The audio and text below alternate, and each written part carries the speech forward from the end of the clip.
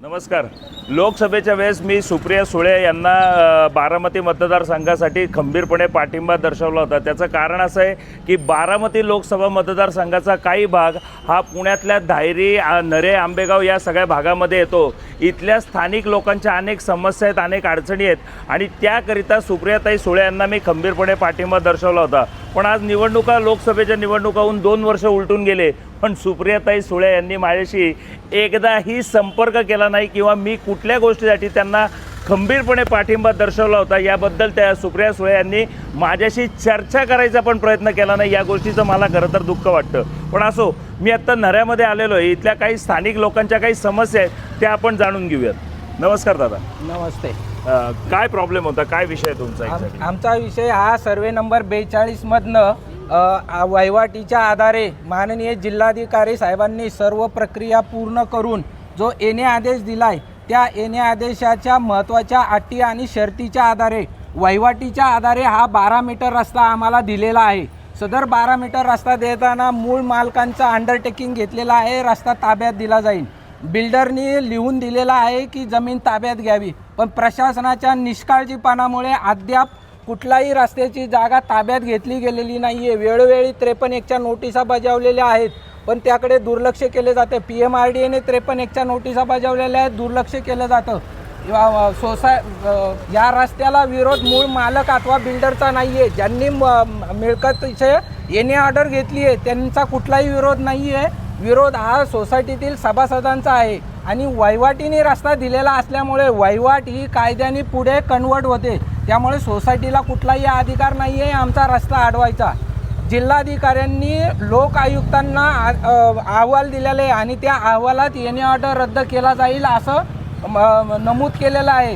तर वेळोवेळी तक्रारी करू देखील शासन त्याप्रमाणे येणे ऑर्डर रद्द करून देत नाही आहे आणि प्रकरण न्यायप्रविष्ट असताना कंप्लिशन सर्टिफिकेट दिलं आहे आणि आम्ही जर रस्ता मोकळा करायला बोलायला गेलो तर प्रकरण न्यायप्रविष्ट आहे असं बोललं जातं. मग जर न्यायप्रविष्ट प्रकरण आहे तर पूर्णत्वाचा दाखला का दिला जातो? मग न्यायप्रविष्ट आहे तर रस्ता का खुला करून जात नाही? मग आणि एकाच कारणासाठी 2-2 वेळा नामदार हायकोर्टात गेलेत. नामदार हायकोर्टाला रेट ज्युडिकेटा माहिती नाही आहे का? पहिल्या पिटिशनमध्ये ज्या मागण्या केल्यात त्याच द्वितीय पिटिशनमध्ये मागण्या केल्यात. न्यायालयाने आदेश देताना जे हे केलं आहे की येणे आदेशात रस्त्यावर भिंत बांधावी असं आहे. कुठल्या येणे आदेशात रस्त्यावर भिंत बांधावी म्हणून असते? न्यायालयाने वाचन करू नये का? आणि एकाच कारणासाठी जर डबल आला आहे तर वर्षानुवर्ष तसंच पेंडिंग राहून जनतेवर अन्याय होत नाही का? उशिरा मिळालेला न्याय हा अन्याय होत नाही आहे का? मग यासाठी जनता रस्त्यावर उतरणार आहेत. आमचा मुद्दा असा आहे की येणे ऑर्डरच्या अटी आणि शर्तींचा भंग झालेला आहे. जर येणे ऑर्डरच्या शर्ती अटींचा भंग झाला आहे तर ती आपोआप कायद्याने रद्द होते. ती रद्द करून मिळावी. त्या आधारे दिलेल्या पूर्णत्वाचा दाखला रद्द करून मिळावा. दादा, किती वर्षांपासून तुम्ही हा लढा आमचा गेले 16 वर्षापासून चालू आहे. 16 वर्षापासून हा रस्ता पूर्णपणे बंद करून ठेवला. नोटीस लागल्या तिथं सामाजिक भावना दुखावण्यासाठी सोसायटीतील लोकांनी मंदिर बांधलंय. मंदिर हा विषय पुढं करून जनतेस अडवून ठेवला. आम्ही पण हिंदू आहोत, आम्ही पण गणपती बाप्पाला मानतो, पण आम्ही गणपती बाप्पाचा वापर रस्ता अडवण्यासाठी करत नाहीये. सामाजिक भावना दुखवून उद्रेक करायचा विचार आहे. अशा प्रकारे अनेक या नरे आंबेगावच्या भागामध्ये अनेक अडचणी आहेत सामान्य जनतेच्या. पण या समस्या सुप्रियाताई सुळे, आपण खासदार असून या लोकांच्या समस्या समजून घेऊन यांच्या समस्या सोडवण्यावर तुम्ही लक्ष देणार आहेत का? पण या व्यतिरिक्त या सोसायटीचं नाव काय? Srinivas Greenland County. Greenland County. बरं. आणि मी आत्ता येताना त्या गेटचं वगैरे शूटिंग वगैरे केलं आणि अख्खा रस्ता तुम्ही इकडनं फिरून येऊन वापरता. रस्ता हा पण कुठल्या ह्याचा भाग नाही आहे. हा गावकऱ्यांचा रस्ता आहे. दोन्ही रस्त्याच्या दोन्ही बाजूला गावकऱ्यांच्या मिळकती आहेत. हजारो घरं आहेत, हजारो फ्लॅट आहेत आणि तो रस्ता 9 मीटर रस्ता आहे. ना अग्निशामक दल येतं, ना फायर ब्रिगेड येते, ना सोसायटीतल्या लोकांसाठी स्कूल बस येत नाही आहेत. मध्यंतरी प्रलय आला होता. त्या प्रलयात इथली 3 लोक वाहून मृत्युमुखी पडलेली आहेत. मग अजून कुठल्या घटना घडल्यावर शासनाला जाग येणार आहे का?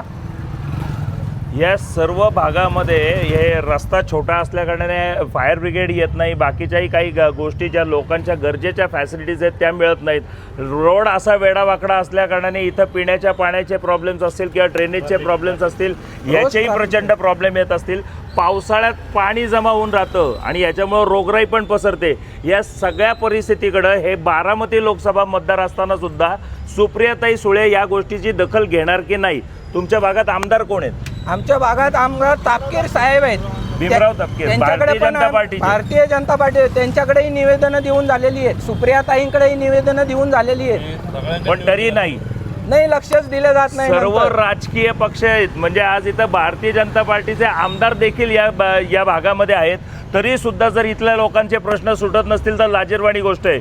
मी आत्ता या भागामध्ये जेव्हा आलो तिथं नेमकं कसा रूट आहे तो एकदा व्हिडिओ बघून घ्या.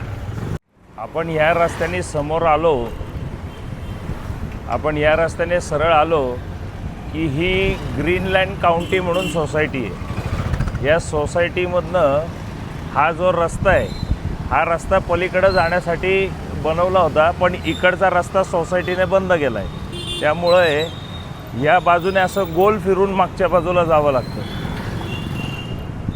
असं मागच्या बाजूला या बाजूने असं जावं लागतं. आणि हा मागच्या लेनमधला जो रस्ता आहे तो एवढा छोटा आहे की विचारता सोय नाही. आणि यामुळं अनेकदा इकडे ट्रॅफिक जॅमिंग होतं आणि पावसा पाण्याच्या दिवसात तर म्हणजे हे रस्ते वगैरे म्हणजे विचारायची सोयच नाही. आज आपण सुट्टीच्या दिवशी आलो आहे म्हणून, पण ज्यावेळेस शाळा कॉलेजेस चालू असतात त्या दिवशी या रोडला प्रचंड ट्रॅफिक जॅम होतं आणि इकडे राहणाऱ्या लोकांना भरपूर त्रास होतो. लोकांना त्या सोसायटीतला रस्ता बंद केल्याकारणाने किंवा तो वाद न संपुष्टात आल्याने लोकांना या रस्त्यावरनं असं आतनं फिरून जावं लागतं. आणि त्या सोसायटीची दुसरी वॉल इकडे मागच्या बाजूला लागते.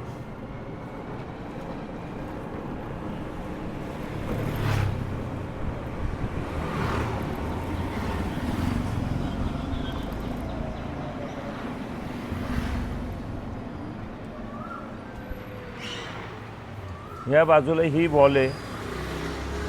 ही वॉल जर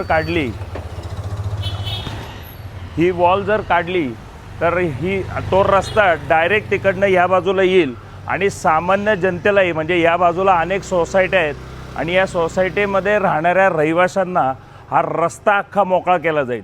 हा व्हिडिओ पाहिला. अशा परिस्थितीमध्ये सर्वसामान्य नागरिक जर चिडणार नाही, रागवणार नाही तर करणार काय? या सोसायटीमधले लोक वारंवार या सगळ्या गोष्टीसाठी अनेक वेळा सारखं कोर्टात जायचं आणि कोर्टात जाऊन स्टे ऑर्डर आणायची आणि तो रस्ता तसाच्या तसाच ठेवायचा. आज 16 वर्ष झाली ही लोक जर तळमळत असतील त्यांच्या हक्काच्या वहिवाटीसाठी, याच्यात या लोकांची चूक झाली का? हां, आज हा माणूस जे एकटा बोलतोय याला म्हणजे खोटं बोलतोय का? 11 वर्ष आला आम्ही हा लढा लढतो. तुम्ही या भागामध्ये टोटल किती लोक राहतात? इथे 15 ते 20 हजार वस्ती आहे. 32 एनए सोसायटी आहेत आणि आम्हाला जे एनए ऑर्डर दिले त्या एनए ऑर्डरला जिल्हाधिकाऱ्यांनी ह्या रोड दिलेला आहे. मग जिल्हाधिकारी प्रशासन याकडे दुर्लक्ष का करते? अनेक लोकांची ही वस्ती असून सुद्धा जर सर्वसामान्य लोकांना त्यांचा हक्काचा वहिवाटीचा रस्ता मिळत नसेल तर सगळंच अवघड आहे. दादा, तुम्ही सगळेजण याच एरियामध्ये राहता का? हां, तुम्हाला प्रॉब्लेम्स आहेत का? म्हणजे हे लोक सांगतात ही गोष्ट खरी आहे का? सर्वसामान्य नागरिक या भागामध्ये राहणारी लोक इकडचा आहे का? हा वहिवाटीचा रस्ता आहे का? बघा, सर्वसामान्य नागरिक म्हणजे या एरियामध्ये राहणारा प्रत्येक नागरिक हा या व्यक्तीच्या बरोबर बोलतोय. मग या गोष्टीकडे सुप्रियाताई सुळे तुम्ही लक्ष का देत नाही? कळलं का? आज लोकसभा निवडणूक होऊन 2 वर्ष होऊन गेली. इथल्या लोकांचे जे प्रश्न आहेत ते तुम्ही कधी सोडवणार आहात?